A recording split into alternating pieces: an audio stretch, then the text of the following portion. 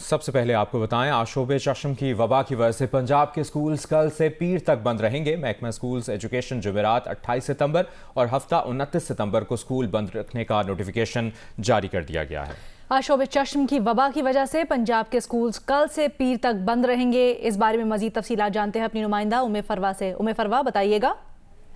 जी, इस तरह से है कि लाहौर समेत पंजाब के मुख्य स्कूलों के अंदर आशोबे चश्म का जो मर्ज है वो बहुत ज्यादा फैला हुआ है और सबसे ज्यादा बच्चे मुतासर हो रहे हैं, क्योंकि स्कूलों में बच्चे जब इस मर्ज के साथ आते हैं तो वो दूसरे बच्चों में भी ये मर्ज जो है मुंतकिल कर रहे हैं।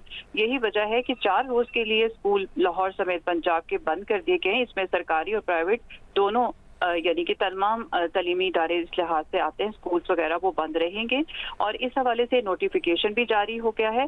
और जुमेरात से यानी कल से शुरू होगा। जुम्मे को तो ईद मिलादुन नबी की छुट्टी है, लेकिन उसके साथ क्योंकि सरकारी स्कूल हफ्ते को खुले होते हैं तो वो भी बंद रहेंगे और जो प्राइवेट स्कूल्स हैं उनको भी ये हदायत जारी की गई है। और इस हवाले से जो तलीमी इदारों का विजिट किया था निगरान वज़ीर आला पंजाब मोहसिन नकवी ने, फरवा आपसे मुसलसल अपडेट्स लेते रहेंगे। शुक्रिया।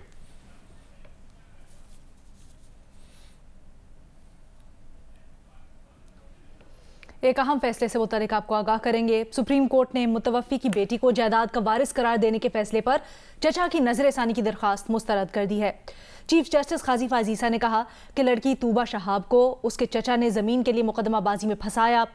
17 साल तक बेटी बाप के घर में रही, उस वक्त किसी ने चैलेंज नहीं किया। इस मुकदमेबाजी का मकसद बेटियों को जमीन न देना, जमीन की हवस है। बहनों को जायदाद से निकालने के लिए भाई सौतेला कह देते हैं। जायदाद मरने वाले अजहर हुसैन की थी, दरख्वास्त गुजार की नहीं। ऐसी मुकदमाबाजी का रास्ता हमेशा के लिए बंद करना होगा। तलकंग के रिहायशी मुनीर हुसैन ने भाई की वफात के बाद जायदाद में हिस्से का दावा किया था। मुनीर हुसैन ने भाई की बेटी को सौतेली करार दिलवाने और विरासत की हकदार न होने की इस्तदा की थी।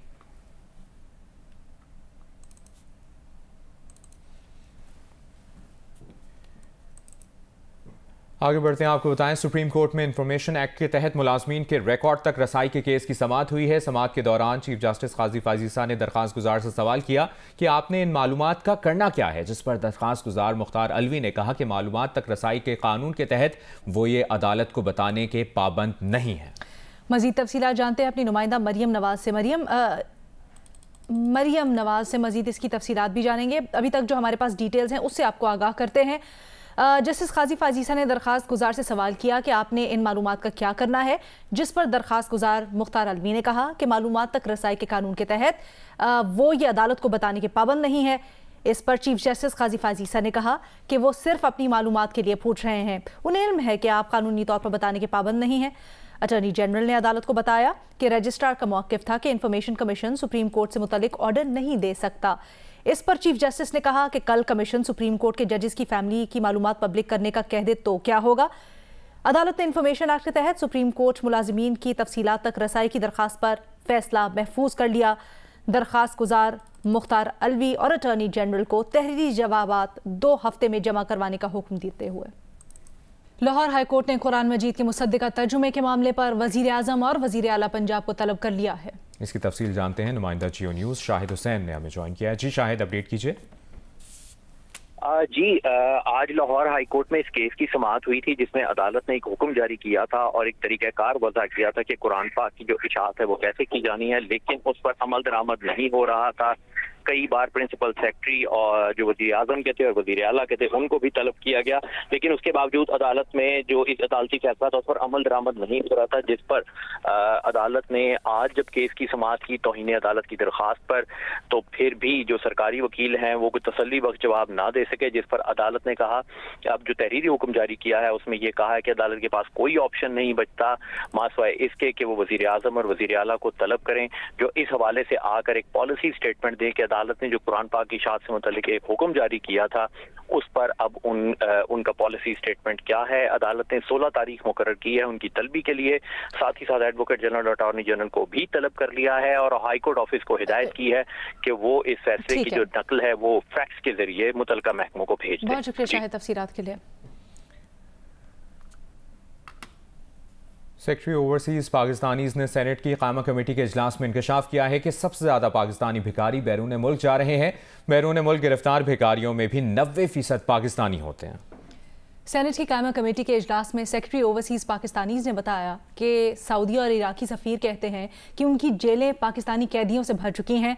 कायमा कमेटी के इजलास में ये इंकशाफ भी हुआ कि हरम के अंदर गिरफ्तार जेब कुतरों में भी ज़्यादातर पाकिस्तानी हैं। ज़्यादातर भिखारी उम्रा और ज़ियारतों के वीज़ाज़ पर जाते हैं। निगरान वज़ीर आला सिंध जस्टिस रिटायर्ड मकबूल बाखिर ने कहा है कि सिंध में तालीम और सेहत में सबसे ज़्यादा काम हो रहा है। शोबा सेहत में सिंध हुकूमत की खिदमात बहुत बेहतर हैं। वफाकी और सूबाई वज़राए ख़जाना के वीडियो लिंक इजलास में गुफ्तगू करते हुए उन्होंने कहा कि सिंध के अस्पतालों में लोग दीगर सूबों से भी इलाज के लिए आते हैं। सिंध में सोशल सेक्टर में सर्विस डिलीवरी बेहतर है। इस साल यूनिवर्सिटीज़ के लिए 22 अरब रुपए की ग्रांट्स रखी हैं।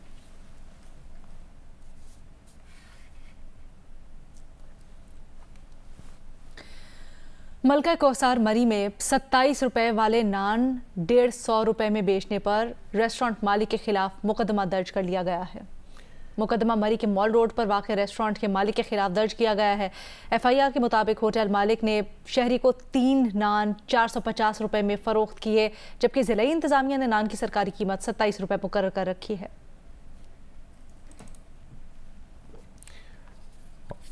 और अभी आपको बताएं, डॉलर की इंटरबैंक कीमत में मजीद 1 रुपए की कमी हुई है। इंटरबैंक $1 288 रुपए 80 पैसे का हो गया है। गुज़श्ता 16 दिन में डॉलर की कीमत 18 रुपए 30 पैसे कम हो चुकी है। ओपन मार्केट में डॉलर की कीमत में 2 रुपए की कमी हुई है। ओपन मार्केट में $1 292 रुपए का हो गया है। ओपन मार्केट में डॉलर बुलंद तरीन सतह से 43 रुपए सस्ता हो चुका है। अमीर जमात इस्लामी सिराजुल हक ने कहा है कि निगरां हुकूमत ने 14 अगस्त को हलफ उठाया और 15 अगस्त से कीमतें बढ़ाना शुरू कर दी। ये भी कहा कि आवाम मजीद जुल्म बर्दाश्त नहीं कर सकते। भारी बिल और जुर्माने भरने की मजीद सख्त नहीं है। 14 अगस्त को इन्होंने हलफ उठाया और 15 अगस्त को इन्होंने कीमतों में इजाफे का ये काम शुरू किया और ये मुसलसल जारी है। आज भी अखबारात की जीनत है ये ख़बर कि निपरा में ये तजवीज़ लाई गई है कि आइंदा महीने बिजली के फ़ी यूनिट कीमत 75 रुपया और 30 पैसे और ये सलसला जारी रहेगा। आइंदा हमारा धरना कराची में होगा, इसलिए कि ये जुल्म हम बर्दाश्त नहीं कर सकते और आवाम के अंदर ये सिक्कत है ही नहीं कि ये मज़ीद जुर्माने और ये बड़े बिल अदा करे।